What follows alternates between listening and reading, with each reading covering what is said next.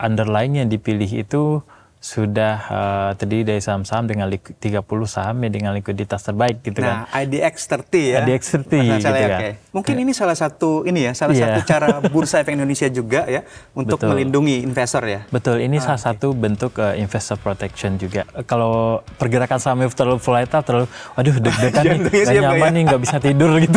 Iya. Kembali ya, risk profiling berarti risk profiling, betul. Oke, MNCer semuanya, kembali lagi dengan MNC Sekuritas di sini. Kita akan kembali mengulik tentang satu produk yang tentunya akan datangin cuan yang luar biasa, tapi dengan modal yang seminimal mungkin ya. Masih bersama Mas Marshall di sini.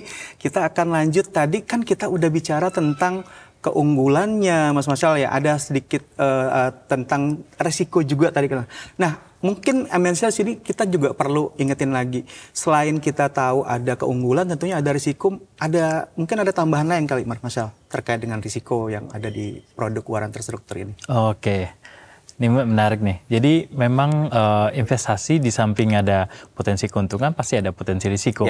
Risiko ini tentunya sangat penting dipahami oleh MNCers karena memang itu akan menjadi faktor salah satu penentu mau cocok buat investasi di sini atau tidaknya gitu kan. Risiko salah satu faktor utama gitu. Nah, tadi kita sudah menyinggung sedikit gitu ya terkait dengan risiko. Jadi kalau di waran terstruktur ada beberapa risiko mungkin yang akan saya highlight di sini. Pertama, risiko pasar gitu, risiko market gitu, market risk. Jadi memang pergerakan market itu ya kadang-kadang bisa diprediksi, kadang-kadang tidak sesuai dengan apa yang diprediksi. Itu menjadi salah satu risiko itu sendiri. Jadi kalau misalnya untuk waran terstruktur tipikal kita ekspektasinya akan naik, ternyata karena banyak sekali faktornya mungkin jadinya akan turun. Ini faktor market gitu. Yang kedua, faktor likuiditas. Likuiditas memang underlying yang dipilih itu sudah terdiri dari saham-saham dengan 30 saham dengan likuiditas terbaik gitu kan. Nah, IDX 30 ya. IDX 30 gitu kan. Tapi tidak menutup kemungkinan saktiwaran itu kan memang struktur dari penerbit itu berbeda-beda. Ada rasionya berapa initial investmentnya berapa, dan lain sebagainya. Kemudian ini juga akan berimpact juga ke marketnya, apakah skema ini atau produk yang diterbitkan itu menjadi menarik atau tidak. Jadi memang salah satu faktor likuiditas. Namun likuiditas ini sudah cukup terbantu sekarang karena memang disyaratkan ada liquidity provider gitu. Tadi ya. Ada obatnya lah gitu. Tapi mungkin jika dibandingkan dengan saktiwaran mungkin yang sangat aktif sekali ya, dibandingkan dengan yang tetap ada risiko likuiditasnya itu nanti akan tidak tinggi gitu, tidak terlalu tinggi. Kemudian ada risiko underlying. Jadi memang kita sudah pilihkan underlying yang tadi 30 saham terbaik, tapi tidak menutup kemungkinan ada satu dan lain hal menyebabkan underlyingnya itu sahamnya itu disuspend oleh Bursa Efek. Berarti gitu. Waran terstruktur itu bisa tersuspend juga kalau underlyingnya disuspend, begitu ya misal? Iya betul. Jadi kalau underlyingnya kena suspend, otomatis waran terstrukturnya juga disuspend. Mungkin ini salah satu satu cara Bursa Efek Indonesia juga ya untuk melindungi investor ya. Betul. Ini salah satu bentuk investor protection juga dari regulasi ini. Kenapa? Karena memang underlyingnya tadi adalah harga saham dari sahamnya tadi gitu, harga dari sahamnya tadi yang dijadikan underlying. Otomatis kalau sahamnya nggak bergerak ya acuan dari pemegang saktiwaran untuk bertransaksi kan udah berhenti ya, otomatis biar fair juga, fairness transaksi juga, investor protection biar nggak ngalur ngidur harga transaksinya kemana, jadi memang ikut disuspend gitu. Kemudian ada lagi Mas? Ada risiko memang kalau posisi saktiwaran itu out of the money, misalnya di perdagangan di pasar sekundernya posisinya out of the money, jadi ada kecenderungan memang harganya akan turun ketika jatuh tempo. Karena memang kalau orang yang pegang saktiwaran posisinya out of the money dan itu dipegang sampai jatuh tempo ya kalau di jatuh temponya out of the money, otomatis nggak dapat apa-apa. Jadi secara harga dari Saxiwaran itu akan ikut turun gitu. Kalau boleh saya simpulin nih, Mas Marshall, berarti produk ini sebenarnya adalah satu produk yang bisa kita pilih untuk dapat cuan dengan capital gain, ataupun tadi di hold to maturity kita bisa pegang ya. Betul. Cuman kalau ternyata arahnya dari pergerakan harga saham si underlyingnya tadi itu berkebalikan atau turun, better kayaknya kita trading aja kali ya. Benar nggak Mas? Gitu ya? Betul. Jadi memang ada dua pilihan tadi. Ya di pasar sekunder itu bisa kita mau transaksikan di pasar sekunder atau kita hold to maturity. Jadi memang ini balik lagi ke keputusan masing-masing pemegang Saxiwaran sendiri gitu kan. Apakah menurut satu investor kayaknya nih harganya nggak bakal naik lagi deh sampai jatuh tempo. Ya udahlah saya lepas aja lah berapapun, yang penting yang penting ada harganya gitu. Iya. Jadi ada juga mungkin analisa dari investor kan berbeda-beda, sumber informasi yang digunakan dan prediksi masing-masing juga berbeda. Mungkin ada yang prediksi juga walaupun posisinya out of the money, tapi dia berkeyakinan bahwa sebelum jatuh tempo harganya akan bounce back kembali, akan posisinya in the money. Ya mungkin ini salah satu opportunity dia untuk membeli waran terstruktur yang posisinya out of the money di market gitu. Oke. Nah, MNC semuanya kita udah tahu ya tentang tadi keunggulannya, kemudian risikonya. Nah, yang saya sempat notice tadi ya, ada yang namanya pasar primer dan pasar sekunder. Nah, bisa dijelasin Mas Marshall, apaan sih nih pasar primer sama pasar sekunder? Apa kayak IPO kah, saham kayak biasa atau gimana? Iya. Jadi istilah di waran terstruktur juga ada pasar primer, ada pasar sekunder juga gitu kan. Di pasar primer atau pasar perdana itu adalah penjualan efek atau penerbitan pertama kali waran terstruktur itu dan ditawarkan ke market. Mirip IPO di saham. Pada calon investor kalau yang mau beli waran terstruktur, jadi ada dua pilihan juga, mau beli di pasar perdana ataukah mau belinya di pasar sekunder gitu. Mesennya lewat mana tuh Mas Marshall? Jadi kalau saat ini kalau mau memesan waran terstruktur di pasar perdana masih sifatnya manual ya. Jadi mengajukan formulir pemesanan waran terstruktur lewat ke penerbitnya, sekuritas penerbitnya. Jadi kalau jadi saya kepikiran kalau saham sekarang kan udah ada IPO ya. Jadi pemesannya itu udah bisa secara elektronik gitu kan. Jadi lebih cepat dan bisa diakses dari manapun. Memang saat ini untuk waran terstruktur untuk pasar perdananya masih pemesannya secara manual. Namun ya mudah-mudahan ya nanti juga bisa lewat sistem IPO ya. Ada sistem ya. Iya, lebih memudahkan juga dari para investor untuk memesan waran terstruktur di pasar perdana. Ya, yang sekunder gimana? Kalau di pasar sekunder itu sebenarnya mirip saham. Jadi kalau mau memesan saham waran terstruktur di pasar sekunder bisa lewat trading platform dari teman-teman investor juga. Jadi sangat gampang sekali, tinggal ketik aja kode underlying-nya, itu sebenarnya udah langsung muncul kan rekomendasinya. Ada saham, mungkin kalau yang punya Saxiwaran itu akan muncul tuh, semuanya akan muncul, tinggal dipilih aja gitu. Oke, MNC semuanya.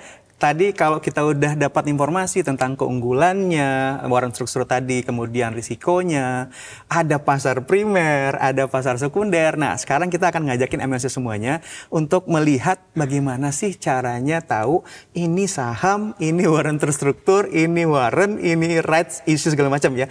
Nah, saya udah pakai aplikasi Motion Trade di sini. Kita akan sama-sama lihat ini ya. Mana sih waran terstruktur yang bisa kita pilih untuk kita transaksikan dalam dalam portofolio kita. Nah, MNCers di sini kita bisa masuk dari menu stock price ya, menu stock price. Kemudian kita bisa lihat ya, mungkin di sini ya Mas Marshall ya. Kita bisa lihat di sini, ini adalah aplikasi dari Motion Trade ya. Kita tinggal ketik kode saham yang menjadi underlying ya, kemudian kita tinggal pilih. Nah, di sini saya akan coba pilih salah satu waran terstruktur, namanya adalah di sini BBCA YU CX4A atau call waran BBCA. Nah, saya perlu tanya dulu nih sama Mas Marshall yang punya produknya. Ini kodenya panjang banget ya? Betul. Beda dengan saham. Apaan sih Mas ini kodenya? Betul. Jadi memang ini salah satu buat membedakan dari efek cakcawaran dengan efek lainnya. Jadi memang dari segi kodenya memang panjang, tapi ada maknanya. 10 digit ya MNC ada semuanya? 10 digit untuk kode cakcawaran gitu. 4 dari kode pertamanya itu adalah kode dari underlying-nya, underlying sahamnya. Jadi misalnya tadi kalau diklik BBCA gitu kan, yang 10 digit itu banyak yang muncul gitu kan. Nah, berarti banyak perusahaan sekuritas yang menerbitkan call waran dari underlying saham BCA gitu ya? Menggunakan underlying BBCA, betul. Jadi misalnya tadi yang dipilih ya, ini ya. BBCA YU CX4A. Nah, dari sini kita bisa grab informasi apa aja. Mungkin dari segi memilih cakcawarannya, misalnya ini BBCA YU. YU itu merujuk kepada kode penerbitnya. Jadi kalau YU kan itu CGS CMB Sekuritas Indonesia. Kemudian ada huruf C setelahnya. C itu menjelaskan tipe dari waran terstrukturnya. Yang kita jelaskan sebelumnya ada 2 tipe call sama tipe put. Nah, saya bisa ingat ya, ada tipe call sama tipe put. Sekarang cuman tipe call ya, baru ya? Saat ini yang udah menerbitkan baru tipe call. Dan mudah-mudahan sebentar lagi ada tipe put. Tapi ini mesti hati-hati. Mungkin ekspektasinya sahamnya naik, harusnya yang dipilih tipe call. Jangan sampai kebalik. Jangan sampai kebalik gitu. Nanti kita sampai ke strategi. Lanjut. Kemudian lebih lanjut ada ini kodenya huruf X gitu. X ini memang itu merujuk kepada bulan jatuh tempo. Jadi bulan jatuh tempo itu kita konversi jadi huruf gitu kan. Jadi kalau misalnya huruf X itu merujuk kepada bulan November. Artinya jatuh tempo dari cakcawaran ini adalah pada bulan November. Nah, November kapan? Nah, kita lihat digit selanjutnya itu ada huruf 4, angka 4 ya. Angka 4 itu merujuk kepada digit terakhir dari tahun jatuh tempo. Digit terakhir dari tahun jatuh tempo. Betul. Ya, berarti 2024 ya? 2024. 2024. Jadi cakcawaran ini akan jatuh tempo pada bulan November 2024. Nah, kemudian ada kode terakhir huruf A gitu kan. Nah, huruf A ini apa? Huruf A ini adalah merupakan kode unik. Unicode. Jadi misalkan penerbit YU tadi menerbitkan cakcawaran dengan jatuh tempo yang sama tadi, dengan tipe yang sama, jatuh tempo yang sama gitu. Tapi misalnya di dalamnya itu periodenya berbeda, rasionya berbeda. Jadi yang membedakannya nanti ada di kode unik. Nah, misalnya untuk waran ini kode uniknya A, nanti ada kode unik B gitu. C dan seterusnya begitu. C dan seterusnya. Benar. Gitu. Nah, berarti setelah ini berarti kita tinggal memilih produknya, waran terstruktur ya.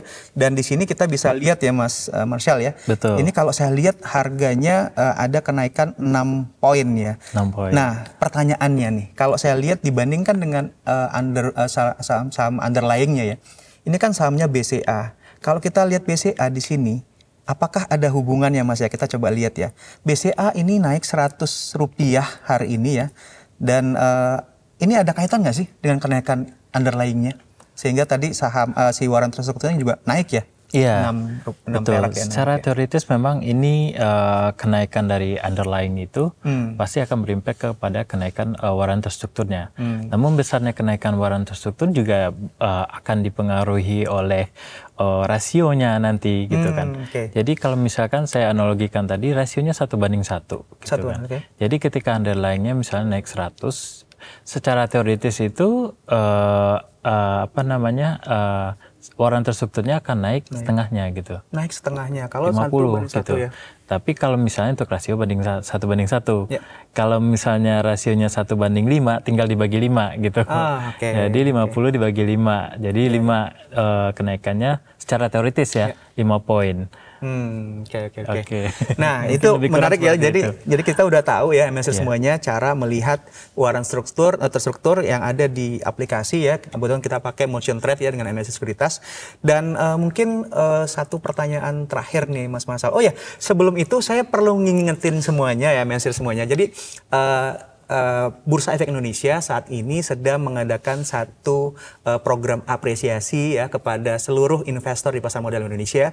Nama programnya itu adalah IDX Investor Reward Program 2024. Nah, apaan tuh? Nah, Bursa Efek Indonesia itu akan tanda kutip melombakan siapa investor yang punya kontribusi luar biasa kepada produk waran terstruktur maupun ada ETF ya Mas Marshall ya. Betul. Nah, jadi Bursa Efek Indonesia akan memilih siapa yang paling banyak bertransaksi dari produk WT ini dan juga ETF, dan satu lagi siapa sih yang bertransaksi paling sering ya dari sisi frekuensi. Nah, setiap periode kalau nggak salah ada 2 periode ya Mas Marshall ya. Betul. Dari bulan Maret sampai 3 bulan kemudian sampai nanti periode terakhir di periode kedua adalah di bulan September, dan masing-masing periode ada pemenangnya, masing-masing kalau nggak salah 20 pemenang yang akan mendapatkan hadiah 5 juta rupiah dalam bentuk top up RDN, dan ini menarik banget nih kalau satu periode berarti udah 100 juta lebih tuh. Ya, kemudian kalau nggak salah terakhir juga akan ditentukan 2 pemenang untuk mendapatkan hadiah masing-masing 15 juta dari sisi frekuensi transaksi dan juga nilai transaksi. Dan yang menarik terakhir sekali itu adalah grand prize-nya, luar biasa ya. Grand prize-nya adalah 1 unit iPhone Pro Max 15 264 GB. Wah, luar biasa. Sayang sekali ya kalau kesempatan ini sampai dilewatkan oleh makanya investor. Di sini kita ngambil ilmu sebanyak mungkin ya dari Mas Marshall agar bisa transaksi di sini ya. Oke, tadi kita udah tahu bagaimana caranya untuk melihat waran terstruktur di aplikasi Motion Trade. Nah, sekarang mungkin satu pertanyaan terakhir ya Mas Marshall ya.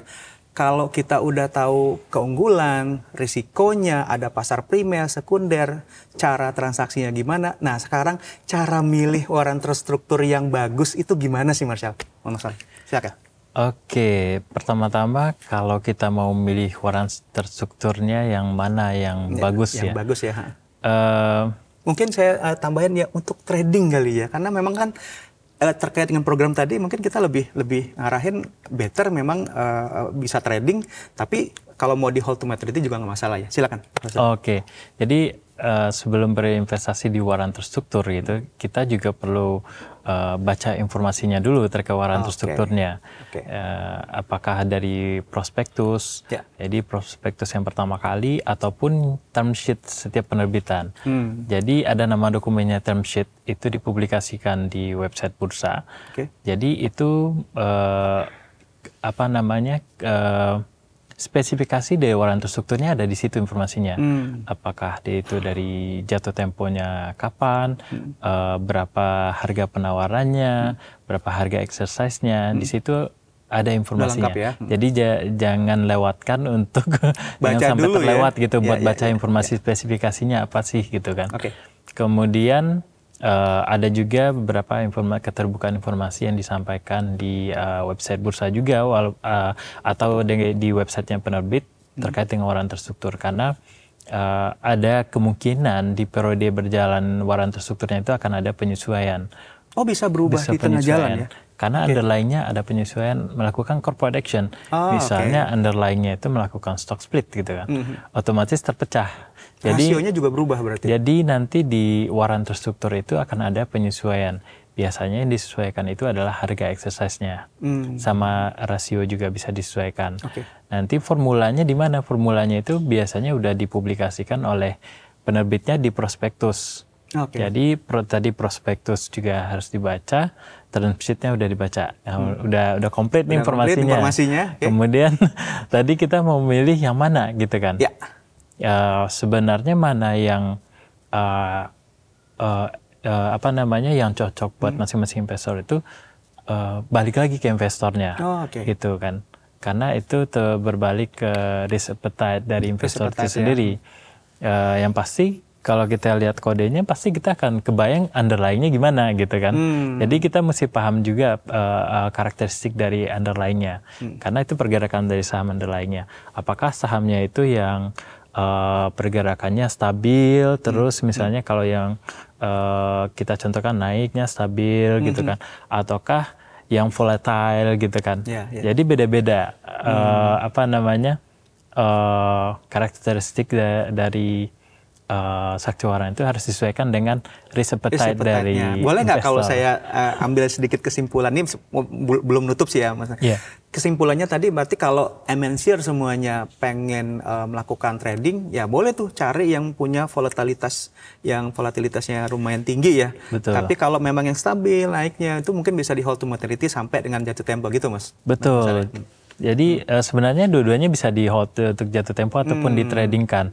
Tapi ini kan balik kalau apa namanya orang yang kalau pergerakan sahamnya terlalu volatile, terlalu aduh deg-degan nih, gak nyaman nih, nggak bisa tidur gitu kan. Iya. Kembali ya, risk profiling berarti risk profiling, betul. Risk profiling. Dari spesifikasinya tadi yang perlu dilihat juga adalah apa namanya, kalau kita mau beli Saktiwaran, lihat rasionya gitu. Rasionya ini tentu akan menentukan komparasi harganya dengan underlying gitu kan. Kemudian dari jatuh temponya, misalnya kalau jatuh temponya udah deket gitu kan, wah ini misalnya posisinya out of the money gitu. Jadi kayaknya nggak kekejar nih, harganya bakal bounce back lagi, posisinya bakal berbalik jadi in the money gitu. Jadi ini hal-hal tersebut perlu diperhatikan. Ini berarti strateginya juga ya? Strateginya, betul. Oke, menarik, dan kayaknya kita udah dapat banyak insight ya dari Mas Marshall ya. Tentunya ini di produk yang nggak baru-baru banget sih, 2022 ya kalau nggak salah tadi ya. Kita bisa cari cuan yang mungkin lebih bisa berlipat tapi dengan modal yang lebih kecil dan tentunya risikonya terjaga tadi ya Mas Marshall. Nah mungkin untuk menutup buat MNCR semuanya, ada nggak sih pesan-pesan dari Mas Marshall yang bisa kita ambil dan kita lakukan ya dalam investasi kita di pasar modal Indonesia? Silakan Mas Marshall. Kalau untuk produk keuangan terstruktur ini sangat menarik sekali ya, karena memang inisial dari investmentnya itu jauh lebih kecil daripada dibandingkan dengan kita investasi langsung di underlying-nya. Jadi semisalnya MNCR sini baru mau belajar produk Saktiwaran, saya istilahnya ongkos belajarnya itu nggak akan mahal gitu. Karena ini kayak premi itu ya, betul. Karena investasinya di premi saja gitu kan. Ini sangat sayang sekali kalau misalnya tidak didalami, dilewatkan begitu saja. Sangat sayang sekali karena tadi sebelumnya kita sudah bahas potensi keuntungannya itu besar sekali dengan potensi risikonya yang terbatas sebesar investasi inisial investment kita gitu. Jadi sebelum berinvestasi memang kita harus pahami produknya, pahami potensi keuntungannya, tentunya pahami juga risikonya. Nanti silakan ambil keputusan sesuaikan dengan risk appetite masing-masing dari investor. Oke, thank you Mas Marshall. Saya rasa udah cukup ya semuanya MNCR. Kita udah dapat banyak pengetahuan baru tentang produk baru, tentang bagaimana cari cuan di pasar modal Indonesia. Dan jangan lupa tetap nantikan seri-seri lainnya dari edukasi yang dilakukan oleh MNCR Sekuritas. Dan thank you banget Mas Marshall. Sampai ketemu lagi. Sampai ketemu lagi Pak Andri. Sukses selalu juga Pak. Thank you. Oke, sampai jumpa MNCR semuanya. Assalamualaikum warahmatullahi wabarakatuh. Sampai ketemu lagi di episode mendatang. Terima kasih.